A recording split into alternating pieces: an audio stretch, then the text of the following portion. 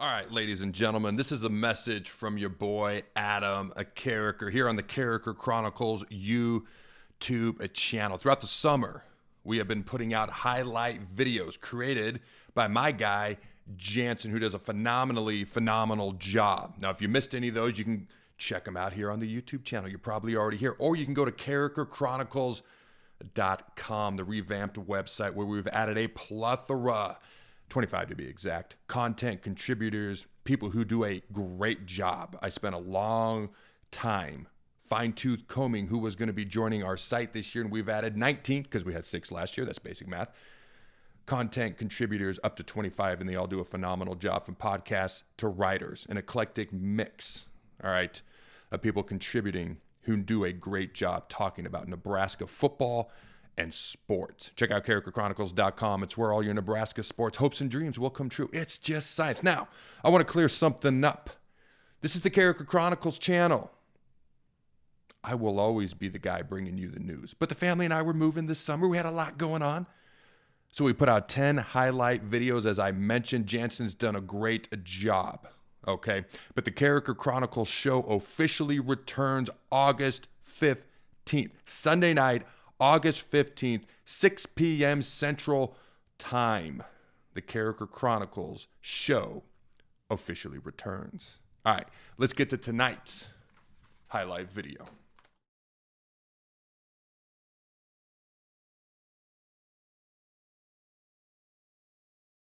College football season is right around the corner. The Nebraska football program has high hopes of making another patented year 2 jump under head coach Matt Rhule.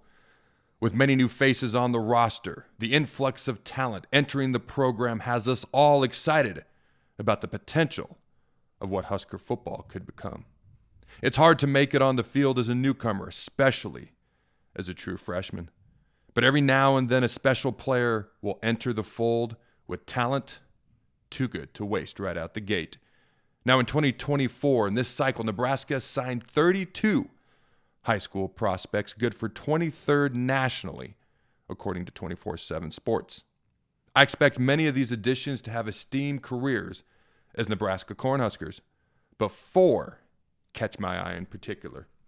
These young men, I believe, will have an immediate impact on the 2024 season, and as a result, will be needed for more than 4 games. The first and most obvious choice is that guy, Dylan Raiola. Since he is expected to be the starter, it's safe to say he's all but a lock to play more than 4 games and not redshirt this fall. He excites me for many reasons, but it's primarily due to the way in which he changes the identity of Nebraska's offense. Nebraska ran the ball ad nauseum last season, and I mean that in a good way. And their run-to-pass ratio, which I would like to see improve this year, was comparable to that of a service academy. That's just the facts. Check the stats. Not good, not bad, just is what it is, ladies and gentlemen. Don't get me wrong. I frickin' love a good ground attack. It will be needed again this season and every season going forward under head coach Matt Rhule. It's what has made Nebraska so good for so long, along with other attributes: speed, athleticism, development, and an insane black shirt defense, especially when Nebraska was at its peak. But the inability to air it out ultimately made this offense as hard to watch a season ago as our black and gold neighbors to the east. That team that shall not be named. Now, with Dylan Raiola in command, Nebraska can be multiple and have trust in their quarterback to be a good distributor of the football. He's a true freshman. You never quite know what you're going to get, especially right out the gate. That being said, getting the ball into the hands of the many talented playmakers that Nebraska has had and has added to their roster during this offseason is something he will be able to do. If Nebraska's ultimate goal is to have an NFL-style offense, what better way can they achieve that goal than to have a potentially NFL-caliber quarterback leading the charge? Carter Nelson, the former #1 recruit in the state of Nebraska, is a physical specimen and athletic freak. And it appears that those intangibles will allow the Ainsworth native to see the field early. Carter wasn't in Lincoln during spring ball. He was busy competing in basketball and track for his high school. But the multi-sport athlete has already received rave reviews from Matt Rule since his arrival on campus. Carter Nelson, people don't even ask me about him, but I could talk about him all day. It appears his background in 8-man football, where he played nearly everywhere on the field, will translate to the next level. Matt Rule said it himself at Big Ten Media Days that Nelson is a, and I quote, positionless player, and that they've been able to deliver on their promise of creating a new position just for him. He kind of fits in that Janier Bonner like positionless player. The other thing I told him when I recruited him, I said, hey, we're going to create a special position for you. I'm proud that we did that. We followed through on that because he's a difference maker. He's 6'5", runs a 4.5 40-yard dash, and has potentially elite ball skills. To begin his career, Nebraska's utilizing him as a wide receiver with blocking ability, and his combination of size, speed, and hands make him a weapon that I am confident will be utilized a lot.